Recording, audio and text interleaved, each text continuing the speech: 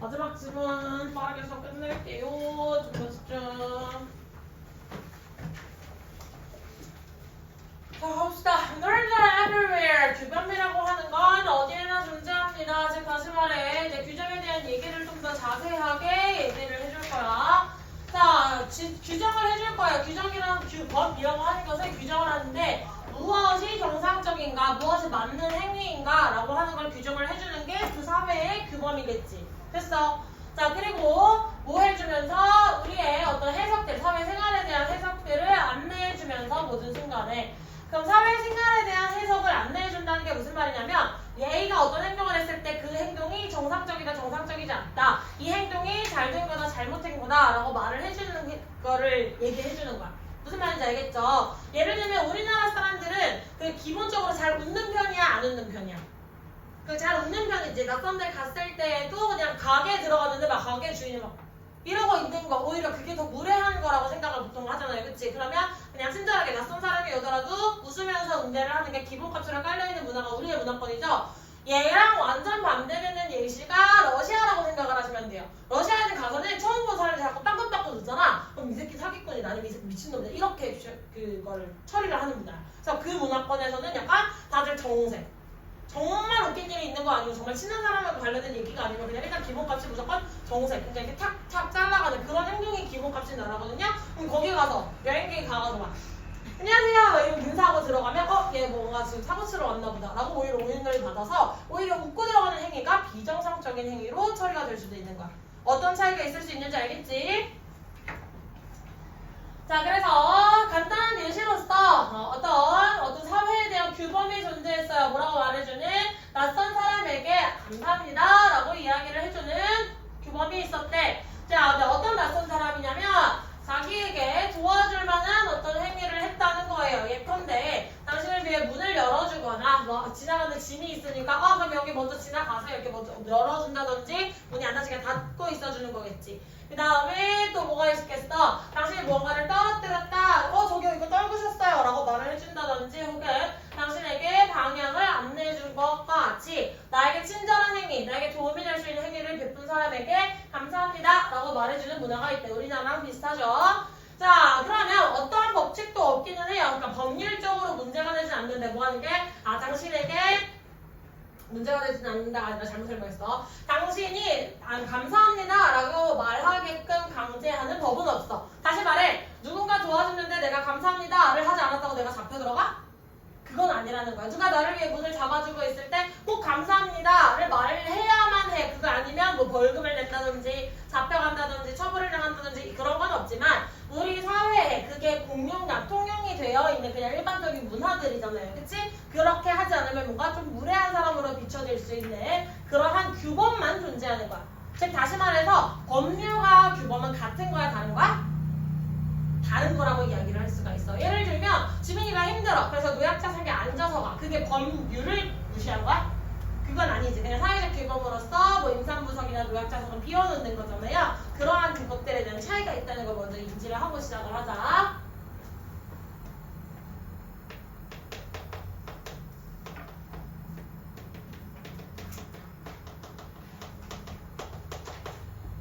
행동이라 행동이죠.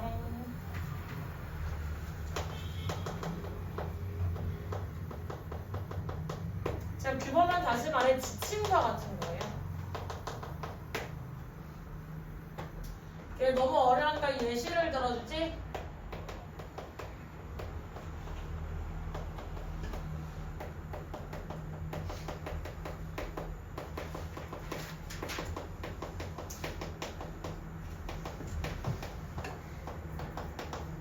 표현 낯선이에게 다 쓰면 문장이 길어지니까 낯선 사람에게 감사합니다를 표현을 하는 거고 이 도움에는 정말 심플한 거죠.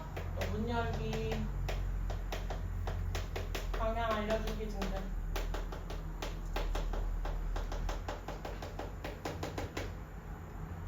자, 하지만 이 감사합니다를 말하는 데 있어서 중요한 점은 강제하는 법칙은 존재하진 않습니다. 당신이 별로 예의치 않다면, 별로 하고 싶지 않다면 그렇게 하지 않으셔도 괜찮아요 라는 얘기겠지.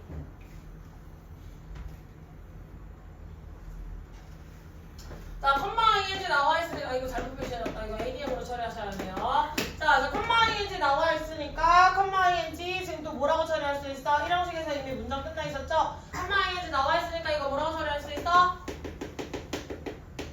분사구문 처리하고 넘어가실 수가 있겠죠? 그 다음에 what은 뒤에 무슨 구조라 그랬지? 불안정 구조라고 했어. 그래서 주어 사라져 있는 거 확인을 해보시면 될 것 같고, and가 연결하는 거, and 같은 애들을 무슨 접속사라고 했더라? 등위접속사라고 이야기를 했죠. 그럼 등위접속사가 나와 있을 때 우리는 동등한 모양의 것, 비슷한 위상의 것을 찾아달라고 이야기를 했어요. 짝꿍을 지어달라는 얘기였어. 자, 그럼 바로 뒤에 ing가 나와 있으니까 얘랑 동등한 위상의 것 어디? 앞에 있던 분사구문 ing로 이렇게 연결을 해볼 수도 있겠죠. 됐습니까? 자, 그리고 every가 나오게 된다면 보통 뒤에 단수명사가 나온다, 복수명사가 나온다? 단수명사가 나올 거라는 거 확인해 주시면 좋겠고, 자, 그 다음에 대열이 나오게 되면 우리는 대열이나 수일치를 할 수 있다, 없다?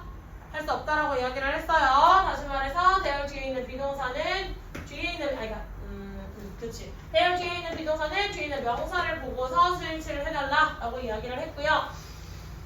다음에 여기에서의 후는 아까 나왔던 거랑 비슷해. 땡큐라고 하는 어떤 말 자체를 얘기를 하는 거잖아, 그치? 그래서 얘를 일단 명사로 취급을 했다 정도로 확인을 하면 되겠고, 그 다음에 이 주격관계대명사가 무언가를 도와주는 땡큐가 아니라 무언가 나에게 도움이 되는 행동을 한 낯선 사람이겠죠. 앞에 있던 stranger라고 하는 게 선행사의 역할을 작용한다. 다시 말해서 우리는 수일치를 해줄 때 복수로 strangers, s가 붙어 있었기 때문에 얘를 복수로 수일치를 해줘야 될 필요가 있더라. 됐죠? 자, 서치에서에 나와 있는 예시가 되게 여러 가지가 나와 있어. 뭐가 나와 있지? 첫 번째 open이라고 하는 행동, 두 번째 포인트 체크해주는 것, 마지막으로는 redirection이라고 해서 세 가지 활동을 얘기를 해주고 있었죠. 나열로 나와 있는 것도 한번 확인을 해볼 필요가 있겠고, 자, 그 다음에 포인트 뒤에 쓰였던 대세 역할은 뭐라고 이야기할 수 있다? 명사절 접속사라고 이야기를 할 수가 있으니까 뒤에 무슨 구조? 완전 구조라고 이야기를 할 수 있겠죠. 자, 그 아래 나와 있는 것도 동일해요. 대열이 나와 있으니까 이치 수일치는 누구 보고? 바로 뒤에 있는 명사를 보고서 해주시면 되겠고, 그 다음에 대세 역할은 뭐라고 할 수 있지? 주어가 사라져 있으니까 주관대라고 이야기해 줄 수가 있겠지.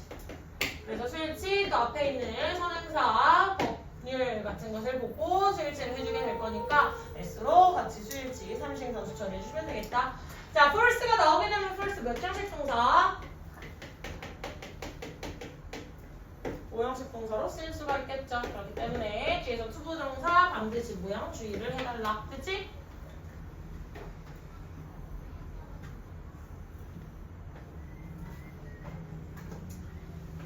자, 이제 반드시의 내용을 들어줄 거야. 자, 여기에서는 감사합니다를 말하는 게 일반적인, 저게 정상적이라고 우리가 판단이 서는 그러한 문화권에 대한 얘기를 했으면 그 뒤에선 다른 얘기를 해보겠지. 자, 만약에 사람들이 감사합니다 라고 말하지 않는다면 이러한 경우에, 지금 이러한 경우는 무슨 경우라고 얘기할 수 있지? 도움이 되는 경우겠죠. 자, 걔는 눈에 띌 거래요. 즉 이거를 이렇게 말하지 않는 행위라는 게 보편적인 행위라는 거야? 보편적이지 않다는 거야? 보편적이지 않다는 얘기를 해주고 있는 거야. 보편적이지 않다라고 하는 얘기는 다시 말해 뭐야? 비정상적이다. 비정상적.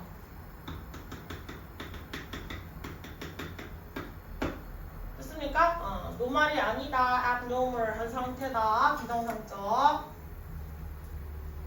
자, 다시 말해 사람들은 당신이 그렇게 말하기를 기대할 거예요. 그럼 여기서 이제 땡큐를 받아오신 거죠. 네가 감사합니다 라고 말하기를 기대할 겁니다. 즉 다시 말해서 당신에게 책임이 있어지는 거죠. 자, 그렇게 말하지 않는 것은요, 놀람을 야기하고 비판을 받게 만들 수도 있어요. 그럼 여기서 그렇게 말한다는 행위도 어떤 행위야?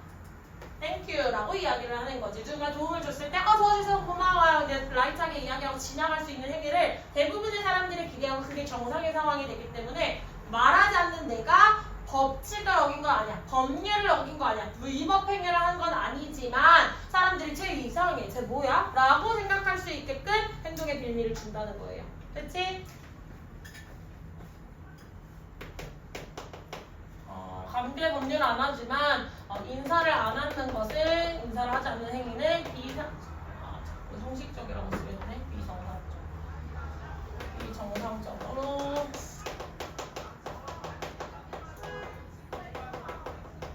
간주가 되더라. 다시 말해서 놀라움을 야기하고 비판을 불러일으킬 수 있다는 거겠죠.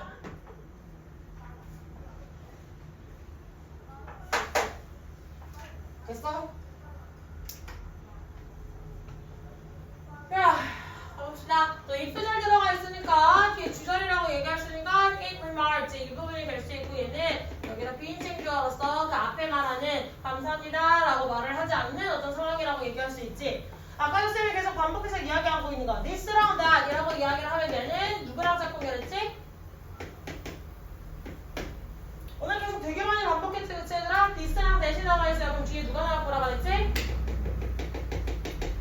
단수명사 나올 거라 그랬어. 그럼 다시 말해서 these랑 those가 나왔다는 얘기는 뒤에 누가 나올 거야? 복수명사가 나올 거라고 이야기한 거예요. 케이스에다 지금 뭐라고 했어? s를 붙여서 누구를 취급하겠다? 복수를 취급하겠다 얘기했으니까 these가 복수로 나왔다. 됐지? expect 뒤에 쓰였던 that은 명사절 접속사로서 뒤에 무슨 구조? 완전 구조 나올 수 있는 것도 확인을 한번 해봅시다. 이해하셨죠? 어려운 거 없으니까 빨리빨리 체킹해 주시고 그 다음에 failing to say it 이라고 해서 지금 여기에서는 문장에서 시작한 ing가 무엇으로 쓰인 거다? 동명사로 쓰인 거다. 근데 하필 뒤에 조동사가 있으니까 우리가 스위치를 신경 쓸 필요는 없지만 얘랑 연결된 본동사가 있냐 없냐를 살펴주시는 건 중요한 행위였다. 그쵸? 그래서 앞에 나온 ing 지금 동명사로 쓰인 것. 그 다음에 both A and B가 나와서 이러한 행동이기도 하고 저러한 행동이기도 해요. 나와서 A, B 연결을 해주셨고 surprising 이라고 하면 ing가 나온 건데 감정을 나타낼 때 ing는 무슨 역할을 할 거라고 이야기했지? 유발을 할 거라고 이야기했었죠? 핀핀은 뭘 할 거라고 이야기했지? 느낌이 될 거라고 이야기를 드렸다. 기억해 주시면 좋겠고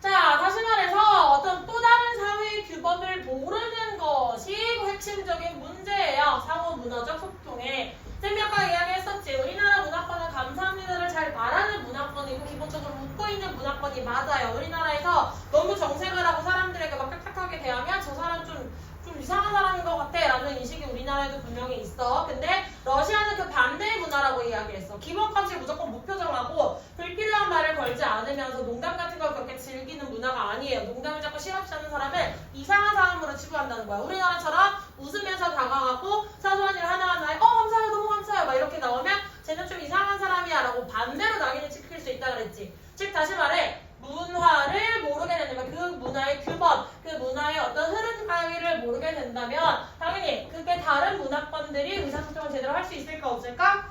없어지는 거겠죠. 자, 따라서 규범이 다른 규범 이해는 문화의 의사소통을, 상호소통을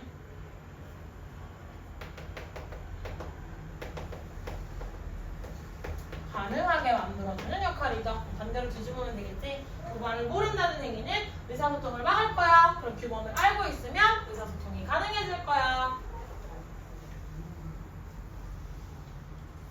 자, 문장의 시작 또다시 ing로 등장을 했어요. 문장의 시작 ing로 등장을 하게 되면 얘는 뭐라고 할 수 있지? 동명사 주어라서 뒤에 있는 본동사랑 수일치를 해주셔야 되는데 그 수일치가 누구로 되어 있다? 3인칭 단수로 되어 있다. 확인 잘 해주시고 동명사, 투부정사, 분사 같은 친구들을 묶어서 우리는 뭐라고 이야기를 해줬죠?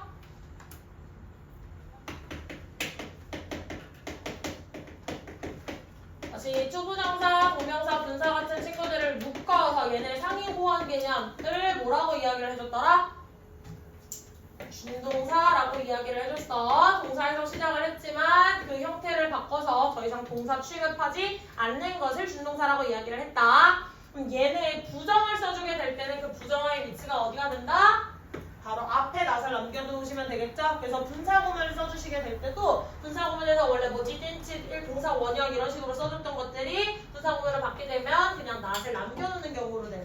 아시겠죠? 그래서 이렇게 나온 것은 동명사를 부정하는 것, 문장 전체에 대한 부정이 아니라 동명사를 부정하기 위해서 써준 것 체크를 좀 해주시고, 네, 나머지는 제가 더 설명할 게 없네요.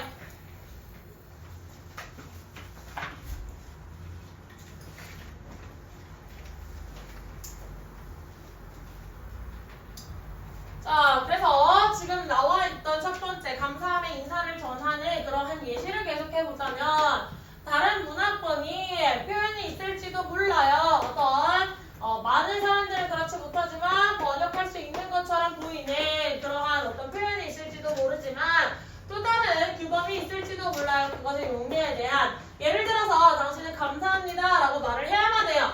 누군가가 초래한 대가가 상당할 때만, 즉 다시 말해서 앞에 나왔던 문을 열어주거나 방향을 알려주는 게 엄청나게 고마운 일이야.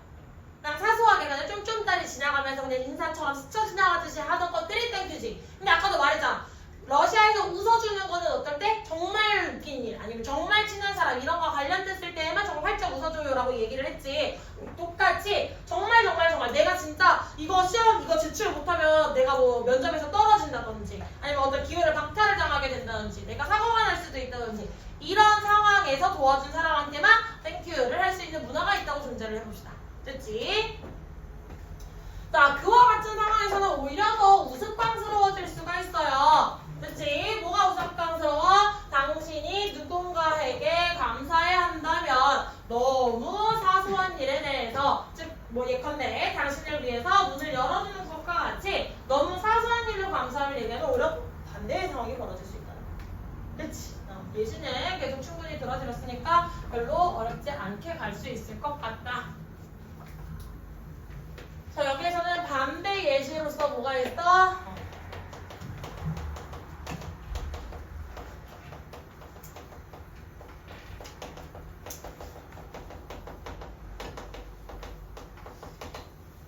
를 이야기한다면 사소한 일을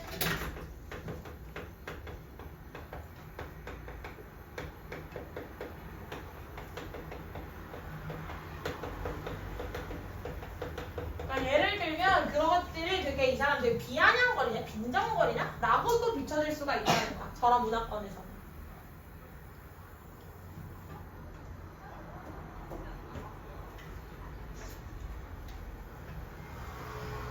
자, continue 뒤에 나와 있는 건 지금 thank you example 전체 명사에 대한 얘기를 이렇게 묶어주셔야 돼요. continue의 목적어 역할을 해주던 건 뒤에 있는 thank you example 그 자체라는 거 확인 한번 해주시고, 자, 이분도 바꿔 쓸 수 있는 거 뭐라고 이야기했었지, 얘들아?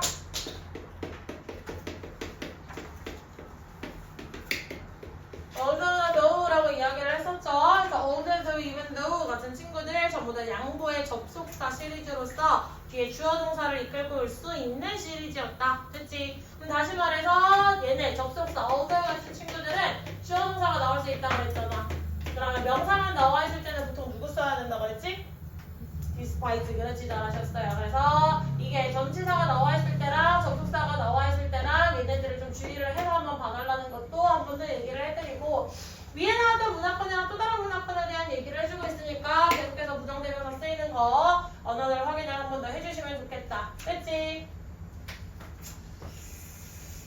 네, 확인할 만한 포인트는 뭐 조동사 나와 있으니까 건들 거 없고, 여기서부터 여기까지 부사절로서 넘어가 있다는 것도 확인을 해서 주절의 시작점을 찾아주세요 라고 하면 오히려 어디라고 이야기할 수 있지? 주절의 시작점을 대열부터 시작을 했다라고 표기를 해놓을 수도 있겠죠. 됐습니까? 그리고 여기서 뭐 더 보이는 건 제 눈에 딱히 어려워 보이는 건 없는데, 만약에 여기에서 생략된 단어를 찾아보자면 목적격 관계대명사보다 정도로서 생략으로 한번 봐주시면 되겠지. 다시 말해서 the post랑 연결된 것이 is다 라는 걸 확인해 주시면 되겠다. 됐습니까? 그리고 considerable 제발 단어 뜻 똑바로 외워놓으세요. 아시겠죠? 그래서 consider에서 연결된 거 아니니까 considerable 이라고 하는 거 단어 뜻 좀 잘 확인을 해달라. 상당한 이라는 뜻이 있다는 거 확인을 해달라. 자, 그 다음에 이럴 텐데 라고 하는 거, 다시 말해 여기에서 were가 나왔다는 건 일종의 가정법 표현이라고 생각을 해주셔야 되거든요. 얘가 정확하게 요즘은 이제 거의 쓰지 않는 가정법 문법 표현에 대한 설명이 되기 때문에 뭐 월주랑 뭐 슈드랑 구분을 해야 된다든지 뭐 다른 것들에 대해서 이야기를 하는 게 이제 더 이상은 중요하지 않아. 옛날에는 뭐 월주를 써야 될 자리인지 슈드를 써야 될 자리인지 가정법 과거, 뭐 가정법 미래 뭐 이런 식으로 설명을 해줘야 될 것들이 되게 많이 있었는데 더 이상은 중요하지는 않고 그냥 여기서의 월주가 무드랑 연결이 돼서 일종의 가정법 표현이었다 정도만 생각을 해주시면 될 것 같아요. 됐습니까? 그리고 이 컨베 여기 와서와 같이 그냥 바로로 바로 쳐져 있는 것 때문에 무시하시고 여기까지 문장으로 그냥 확인하고 넘어가면 되겠다. 됐습니까? 여기까지였나? 지구는 일단 여기까지 진도 나가야 될 부분에 해당하는 것들은 일단 진도가 다 나가들었는데 2학년들은 이제 익숙해서 작년에 1년 동안 선생님이랑 다 했었기 때문에 2학년들은 이제 마지막 층으로 넘어갈 때 되게 익숙하게 처리하는 것 중에 쌤이 오늘처럼 파이널처럼 전체 지문에 해당하는 걸 한 번 더 훑어볼 수 있게 다 드렸죠. 그 얘기는 다시 말해서 직접 보강에 있기 전까지 여러분들이 전반적으로 어떤 소재와 그 소재가 어떤 플로우를 갖고 주제가 뭐였고 걔를 요약문으로 썼을 때 어떻게 쓸 수 있을지를 고민을 좀 해보시라고 한눈에 보기 쉬우시라고 다 담아드린 것도 있고요. 두 번째는 TF 문제를 풀다가 보면 아무것도 TF가 생각보다 많이 나오는 유형이야, 그치? 그래서 TF 문제를 풀다가 보면 17, 9일치 문제를 풀다가 보면 유독 내가 이 지문이 나한테 뭔 소리를 하고 있는지 1도 모르겠다라고 생각이 드는 지문들이 분명히 있을 거예요. 다시 오셔서 설명 들으셔도 돼요. 선생님한테 선생님 저는 도대체 뭐 이게 뭘 나한테 말하는 건지를 모르겠어요. 마이클 펠프스가 왜 나오는지 모르겠어요. 이 지문에 대해 다시 설명을 해주세요 하면 요점 잡아가면서 다시 설명을 드릴 수 있으니까 해당하는 지문들을 잡아서 오셔야 돼요. 그냥 무조건적으로 흘려넘기게 되면 중학교 때 공부하는 거랑 별반 다르지가 않아. 맞죠? 그러니까 자기가 모르는 걸 체크를 해서 오시고 나한테 요구해야 될 것들을 계속 체크를 하셔야 된다는 얘기입니다. 이해하셨어요? 됐니?